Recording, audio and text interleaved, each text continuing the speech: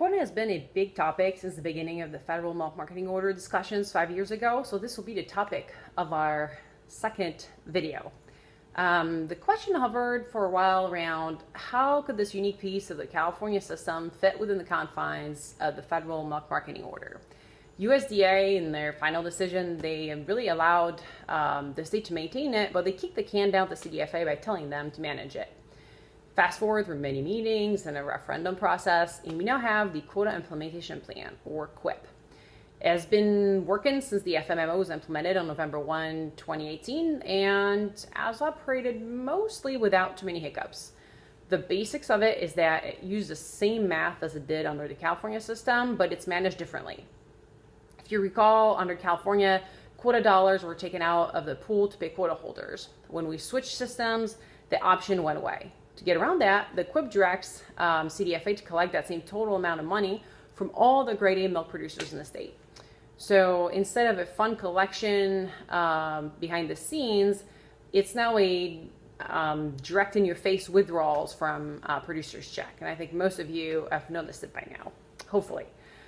Because the process is way more transparent, it has brought into question the purpose of the program. And many people in the industry stand really divided on the issue. A group petitioned CDFA to have a referendum to eliminate the QIP, but missed the mark on the required number of signatures earlier this year. The group is still active though, and CDFA really has no limits on how many times somebody can submit a petition. One misconception I hear very often is that if there would be a referendum to eliminate quota, there would be a buyout or some sort of compensation. There's really no law that dictates that kind of outcome. It doesn't mean we'll get to that, but it means in theory that the QIP could be voted down and quota could be worth nothing. The intent here obviously is not to create widespread panic, but maybe just a bit of a reality check for those on quota and those who are considering buying it. This uncertainty on the future of quota is certainly behind the current decline in quota's value. Just a year ago, quota's average was pretty close to $500 a pound. This month, October data just came out, and the low end is $280 with an average of $290. You can see that on the right-hand side of the chart there. There's been a rather steep decline since the discussions of referendum started. So this uncertainty and divisiveness in the industry is certainly one of the reasons why the United Dairy Families of California started an analysis process to find common ground for as many dairy families as possible. 2 researchers were hired to prepare information and solutions based on industry feedback. It's expected that a series of meetings will be held in November to review that information and find potential paths forward. One part behind the divisiveness is that quota is really spread out differently among dairy farms and among regions. If everybody on quota, the impact to each side really wouldn't be as much of a contrast. So let's take a look at that breakdown. If we look at this chart here, it breaks down how many dairies own quota and how much of their milk is covered by quota. The orange bar is March 2018, the blue bar is March 2019. And 2 of the biggest changes that occurred in the year time span are for dairies that own between 11 and 20%.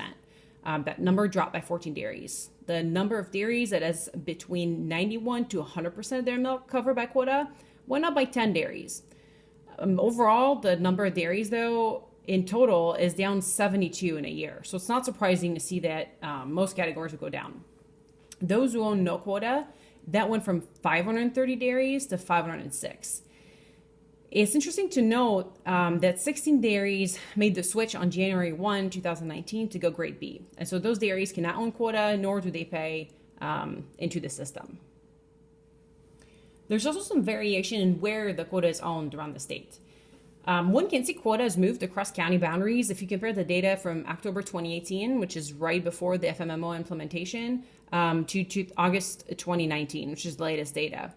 So you can see the bars above the line means that more quota moved to that county. Bars below means that quota left that county. Overall, though, quota tends to represent a higher share of the milk production in certain counties versus others. So if you look at this chart here, the quota solid as the percentage production in the county. We can see them Riverside, Marin, and Sonoma. They have all percentages of milk covered by quota that approaches the 60%. If you contrast that to Tulare, the average there is 16% of the milk that is covered by quota.